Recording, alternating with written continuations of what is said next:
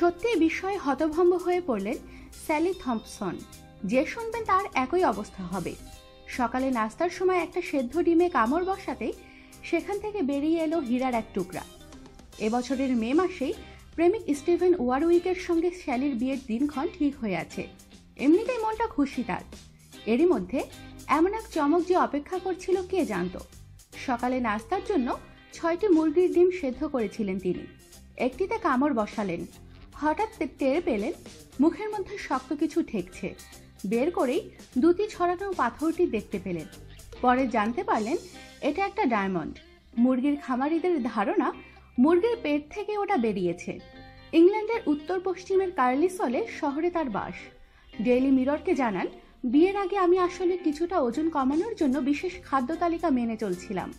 কয়েকটি ডিম সেদ্ধ করে রাখি কয়েকদিন ধরে খাওয়ার জন্য। একটি ডিমের খোসা ছাড়িয়ে মুখে পড়তেই শক্ত কিছু পেলাম। এটাকে প্লেটে ফেললাম।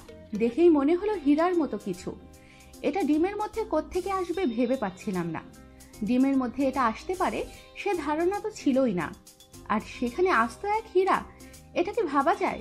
উত্তেজনা নিয়ে বললেন স্যালি, এটা একটা অতি প্রাকৃতিক ঘটনা ছাড়া আর কিছুই নয়। মুরগির পেটের মধ্যে হয়তো হীরাটি কোনোভাবে ঢুকে গিয়েছিল, আর সেই সময়ই এই ডিমটি তৈরি হচ্ছিল। কে জানে কি ঘটেছিল। কোনোভাবেই বিস্ময় কাটে না স্যালির।